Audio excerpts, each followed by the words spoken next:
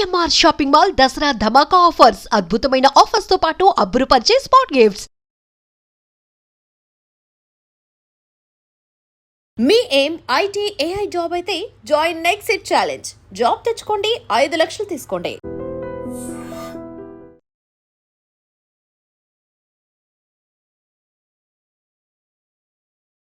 నమస్తే, welcome to iDream weekend update with Kavitha.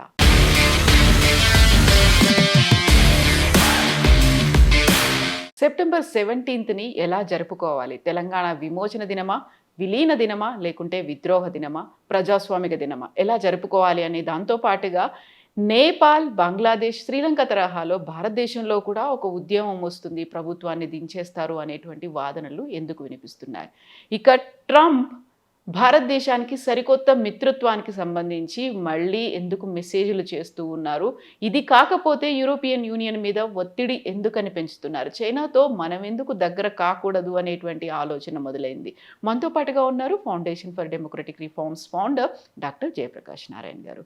Sir నమస్తే. Sir నమస్తే కవిత. Sir, September 17 అనగానే ప్రతిసారి ఒక పెద్ద చర్చ వస్తుంది. దాన్నే స్వాతంత్ర దినోత్సవంగా జరుపుకోవాలి అనేటువంటి భావన కూడా ఉంది. నిన్ననే మనం చూసాం, పెద్ద ఎత్తున సంబరాలు జరిగాయి.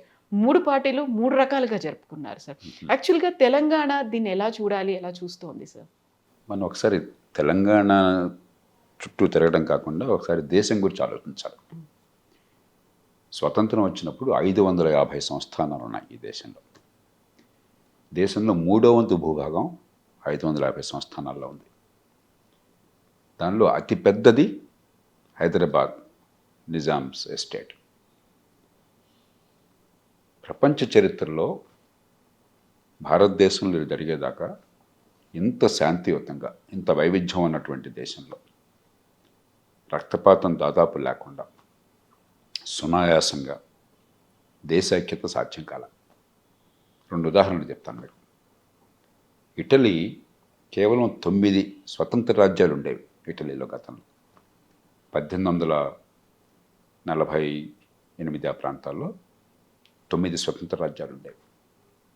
ఒకే భాష, ఒకే ఒంటి రంగు, ఒకే మతం. క్రైస్తవంలో కూడా క్యాథలిక్ మతం, మళ్ళీ వేరే శాఖ కూడా కాదు. ఒకే చరిత్ర, ఒకే సాహిత్యం అన్నీ ఉన్నాయి. 23 సంవత్సరాల కఠోర దీక్ష అవసరమైంది అన్నిటినీ కలపడానికి. అన్నిటినీ కలిపి ఒక ఇటలీ ఒక రాజ్యంగా, గారిబాల్డి ఇంకా ఇతరులు వీళ్ళంతా కలిసి పూనుకున్నారు. జర్మనీ తీసుకోండి, 39 రాజ్యాలు ఉండేవి. ఒకే భాష, ఒకే ఒంటి రంగు, ఒకే మతం. ఒక బవేరియాలో మాత్రం క్యాథలిక్స్, మిగతా వాళ్ళంతా ప్రొటెస్టెంట్లుగా, అందరూ క్రైస్తవులే. ఒకే సాహిత్యం.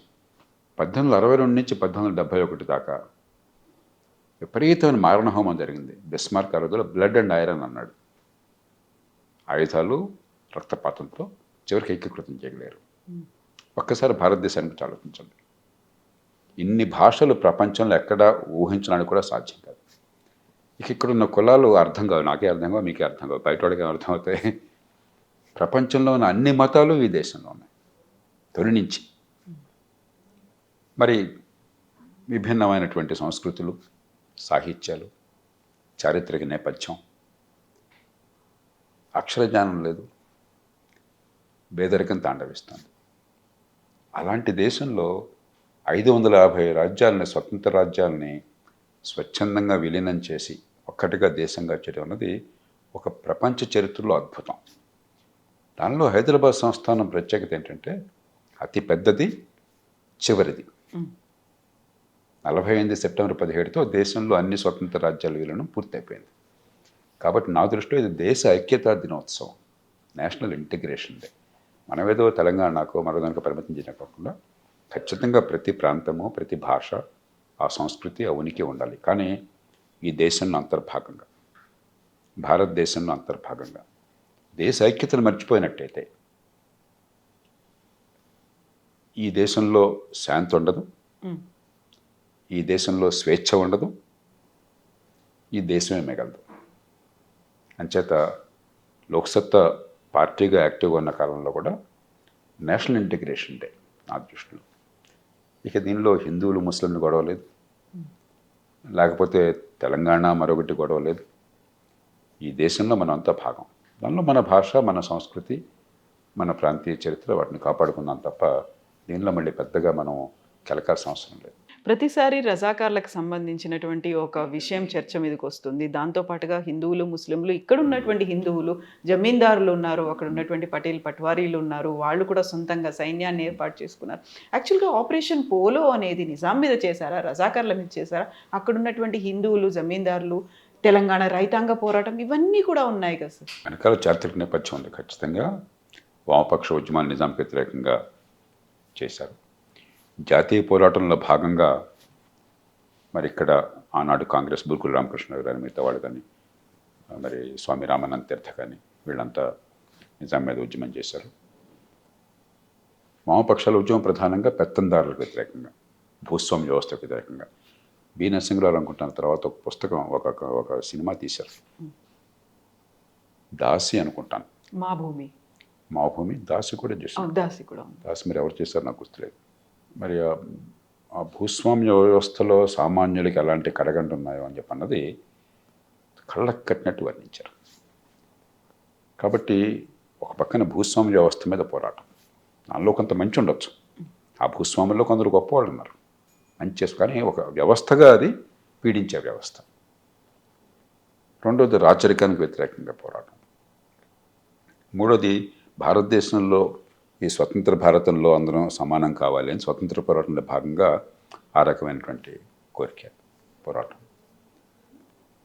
మరి ఎప్పుడైతే అత్యధికులు ఒక మతానికి ఒక మత సాంప్రదాయం చెందిన వాళ్ళు, పాలకులు వేరే మతానికి చెందిన వాళ్ళు, కొంత మతం పాత్ర కూడా ఉంటుంది. కాబట్టి దీనిలో గాంధేయవాదులు, స్వతంత్ర పోరాట యోధులు ఉన్నారు, ఈ వామపక్ష ఉద్యమాలు ఉన్నాయి, ఆర్య సమాజం లాంటి ఉద్యమాలు ఈ సంస్కృతిని పరిరక్షణ కోసం ఉన్నాం అని చెప్పన్నది భావించే వాళ్ళు ఉన్నారు.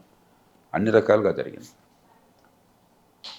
కానీ నిజాం పొరపాటు ఏం చేశారంటే, రజాకర్ల మాట వినో, కాసిం రజ్వీ లాంటి వాళ్ళ మాట వినో, ఒత్తిడికి లొంగో, స్వతంత్ర దేశంగా దేశం నడిబొడ్డున 85% ఈ దేశంలో హిందువులు, 100% ఈ దేశంలో పుట్టి పెరిగిన వాళ్ళు.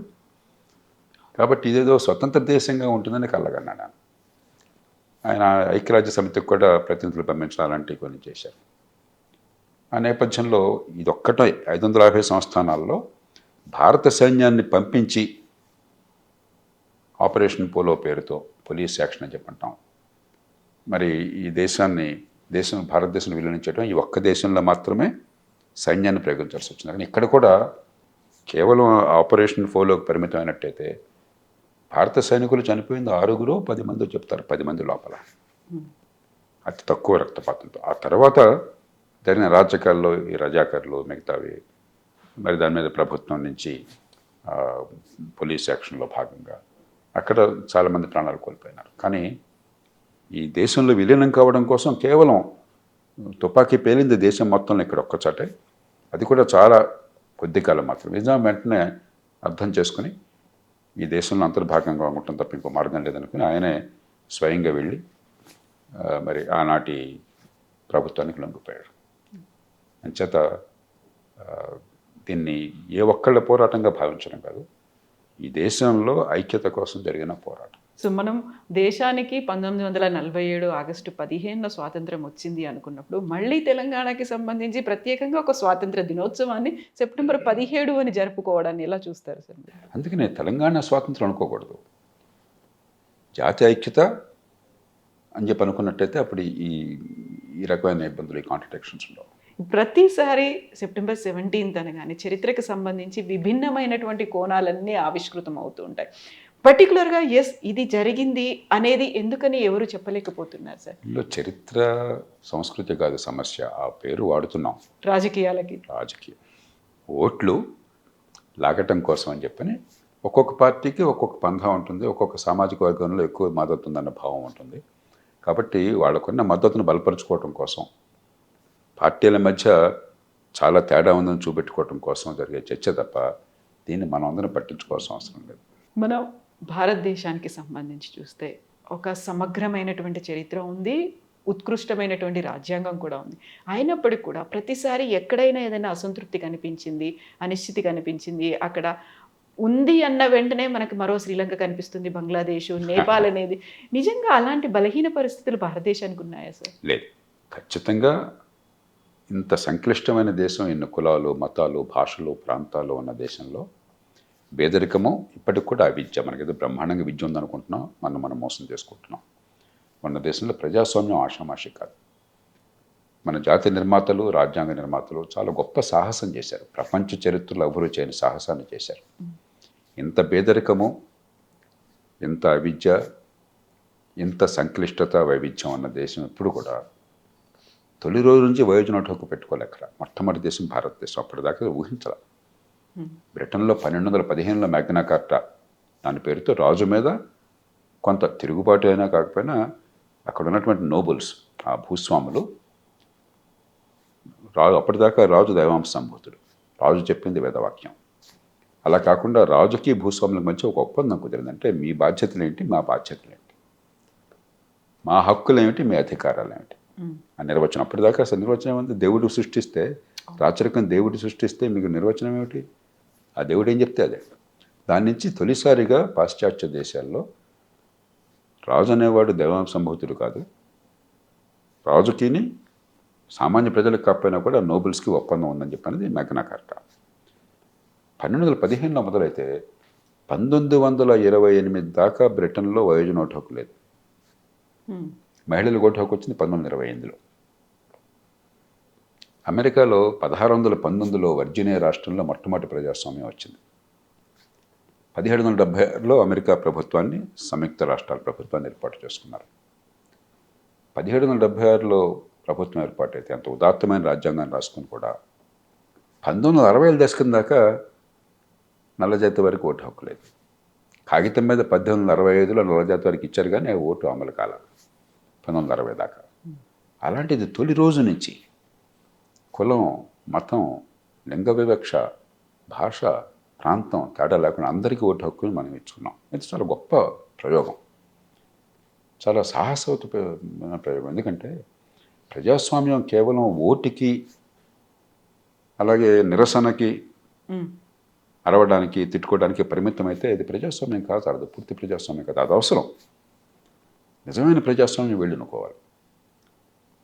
కాబట్టి మనం గొప్పతనం ఏమిటంటే గత 80 ఏళ్ళుగా, ముఖ్యంగా రాజ్యాంగం వచ్చాక గత 1950 నుంచి 75 ఏళ్ళుగా శాంతియుతంగా ప్రభుత్వాలు మారినాయి. చివరికి ఎమర్జెన్సీ లాంటిది వచ్చినా కూడా ఇందిరాగాంధీ ఎన్నికలు పెట్టారు, ఎన్నికలు జరిగినాయి, స్వేచ్ఛగా జరిగినాయి, శాంతియుతంగా ఎన్నికల్లో ప్రభుత్వం మారింది. పార్టీల మధ్య నిజమైన పోటీ ఉంది అధికారం కోసం. నిజానికి అవసరాల కంటే ఎక్కువ పోటీ ఉంది, ప్రాణాంతకమైన పోటీ ఉంది, జీవన్మరణ సమస్యగా పోటీ ఉంది. ఆ పోటీ నిజం కావడానికి తగినటువంటి హక్కులు ఉన్నాయి, స్వేచ్ఛలు ఉన్నాయి. ఏ పార్టీ అయినా, ఏ వ్యక్తి అయినా ఈ దేశంలో తమ భావాలను చెప్పుకునే అవకాశం ఉంది, ప్రజలను సమీకరించే అవకాశం ఉన్నది. ఎన్నికైన ప్రభుత్వాలు నిజంగా అధికారాన్ని చలాయిస్తున్నాయి. పాకిస్తాన్ లాంటి దేశాల్లో పేరుకి ఎన్నికైన ప్రభుత్వం ఉన్నా కూడా అధికారం వాళ్ళ చేతిలో లేదు. అలాగే థాయిలాండ్లో పేరుకి ఎన్నికైన ప్రభుత్వం ఉన్నా కూడా అక్కడంతా ఆర్మీ, రాజప్రసాదము ఆర్మీ, వాళ్ళ చేతుల్లో ఉంది అధికారం, నిజమైన అధికారం అంతా కూడా.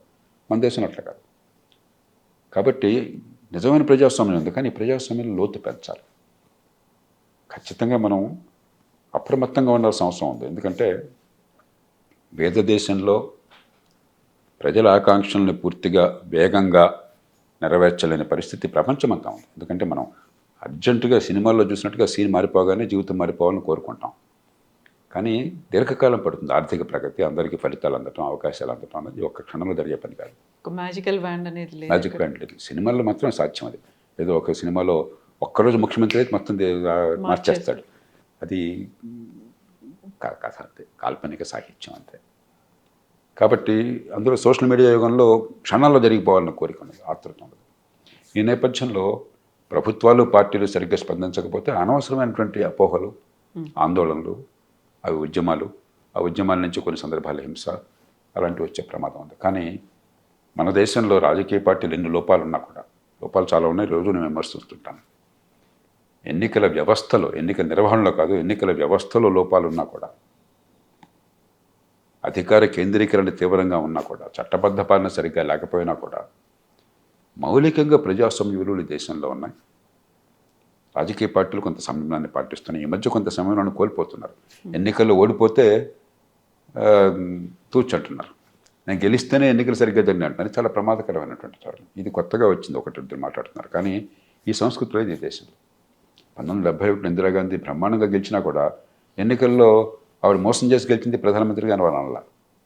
77లో ఆవిడ ఓడిపోయినా కూడా ఎన్నికల్లో మోసపోయి ఓడిపోయినా నల్ల ఆవిడ హుందాగా ఎన్నికల ఫలితాన్ని స్వీకరించారు. ప్రజల తీర్పుకు కట్టుబడి ఉంటాము, మళ్ళీ ప్రజల ముందుకు వస్తామన్నారు, తంటాలు పడ్డారు. అది ఈ దేశంలో ఆ సంస్కృతి ఉంది. ఈ మధ్యకాలంలో పోయినా కూడా ఆ సంస్కృతిని కొనసాగించారు. అలాగే సుప్రీంకోర్టు కావచ్చు, ఎన్నికల సంఘం కావచ్చు, మరి ఫైనాన్స్ కమిషన్ ఆర్థిక సంఘం కావచ్చు, సిఏజీ కావచ్చు, కంట్రోల్ ఆడిటర్ జనరల్, యూపీఎస్సీ కావచ్చు, ఈ రాజ్యాంగ సంస్థలు చిన్న చిన్న లోపాలున్నా కూడా మొత్తం మీద ఈ దేశంలో ఈ ప్రభుత్వాలు కొంతమేర కన్నా మాకు జవాబుదారీగా చేస్తున్నాయి. ప్రజలకి మాకు ఊరట ఉంది అన్న భావం కలుగుతుంది. మూడోది, ఇంత పెద్ద దేశం ఒక చోట గొడవ జరిగినా కూడా అక్కడ పరిమితం అవుతుంది. పంజాబ్లో గొడవలు వచ్చినాయి. గతంలో మీకు గుర్తుందో 1984, 83 ప్రాంతాల్లో నెల్లీ మ్యాసకర్ అని చెప్పి జరిగింది. అస్సాంలో ఉన్న పార్టీలన్నీ కూడా పతనమైపోయి అస్సాం గణ పరిషత్ కుర్రోళ్ళ పార్టీ సడన్గా ప్రభుత్వంలోకి వచ్చింది. అది జరిగింది, మనం చూసాం. జమ్మూ కాశ్మీర్లో వివిధ కారణాల వల్ల మరి దేశం బయట నుంచి వచ్చే ఉగ్రవాదం వల్ల ఇబ్బందులు వస్తున్నాయి. కానీ ఒకటి, ప్రభుత్వాలు విచక్షణతో వ్యవహరించడం, పరిపాలన యంత్రాంగాన్ని ప్రభుత్వాలు కానీ. రెండోది, ఇంత విస్తృతమైన దేశం కాబట్టి ఇక హడావిడిగా గబాలన్నది పడిపోదు ఇబ్బందులు ఉన్నా కూడా. కానీ జాగ్రత్త ఉండాలి. ముఖ్యంగా 3 అంకెలు నా దృష్టిలో చాలా ముఖ్యమైనవి ఈ దేశంలో. ఒకటి, 85% మంది ఇప్పటికి కూడా ఈ దేశంలో రెక్కాడితే డొక్కాడని వాళ్ళు, రెక్కాడితే కానీ డొక్కాడని వాళ్ళు, మరి నెల జీతం భరోసా లేని వాళ్ళు, అసంఘటిత రంగంలో ఉన్నవారు. క్రమక్రమంగా ఎంత వీలైతే అంత వేగంగా చిన్న చిన్న పట్టణాల నిర్మాణం చేసి ఎక్కడికక్కడ ఉపాధి అవకాశాలు కల్పించేంత హైదరాబాదు, బెంగళూరులో పెట్టడం కాకుండా ఈ అసంఘటిత రంగాన్ని, వ్యవసాయం నుంచి వచ్చేవాళ్ళు కానీ, గ్రామాల నుంచి వచ్చినవాళ్ళు కానీ, పెద్దగా నైపుణ్యం లేని వాళ్ళు, పెద్ద ఆదాయం అవకాశం లేని వాళ్ళు ఎక్కడికక్కడ ఉపాధి కలిగించే అవకాశం చేయకపోతే కాలక్రమేణా ఇది భగ్గుమనే ప్రమాదం ఉన్నమాట వాస్తవం ఆర్థికంగా. దాంతో అనుబంధంగా 65% ఇంకా గ్రామాల్లో ఉన్నారు, 46% ఇంకా వ్యవసాయం మీద ఆధారపడుతున్నారు. ఆధునిక ఆర్థిక వ్యవస్థలో ఈ 3 అంకెలు చాలా జాగ్రత్తగా గమనించి దానిలో మార్పు తేవాల్సిన అవసరం ఉంది. కాబట్టి ఖచ్చితంగా చర్యలు తీసుకోవాలి. మనం ఏదో అంతా బ్రహ్మాండంగా ఉంది మాకని చెప్పిన భ్రమలో ఉండకూడదు. కానీ భయం అవసరం లేదు. ఈ దేశంలో, ఈ సమాజానికి హిందూ ముసల్మాన్ తేడా లేకుండా, ఈ కులం ఆ కులం తేడా లేకుండా, ఈ ప్రాంతం లేకుండా ఎంతో కొంత సంయమనం ఉన్న సమాజం, కాస్త కూస్తో పొరపాట్లు చేసిన విజ్ఞత ఉన్న సమాజం. కొన్ని సందర్భాల్లో కొద్దిగా ఆవేశం పడి కొంచెం మాట లేకపోతే చేత దాటినా కూడా ఒక పరిధి దాటి వాళ్ళు ఇక్కడి వరకు ఓకే, ఎందుకంటే ఎక్కువ చేయడం కరెక్ట్ కాదు అన్న భావం అంతర్లీనంగా ఈ సమాజంలో, మన సంస్కృతిలో ఉంది. దాన్ని మనం కాపాడుకోవాలి. Thank you so much sir. Thank you sir. And for more videos, Please subscribe to iDream. Please subscribe to iDream. Please subscribe iDream. And please subscribe to iDream. For more videos, subscribe to iDream. please like, share and subscribe to the channel. Congratulations, iDream. Subscribe to iDream. Subscribe to iDream. So subscribe to iDream Media. iDream ki iDream team andarki huge congratulations. Please subscribe iDream Media. Please subscribe to iDream. Subscribe iDream. Please subscribe to iDream. iDream అంటే నా కళల ఛానల్ను subscribe చేసుకున్న నోరు తిరుగుతలేదు, మీరైతే గంట గుర్తు కొట్టండి. For more such videos, please subscribe to iDream. Subscribe to iDream. Please subscribe to iDream. Please subscribe iDream Media. Please do subscribe to iDream. Please subscribe to iDream Media. For best entertainment and information, please subscribe iDream. And don't forget to subscribe to iDream.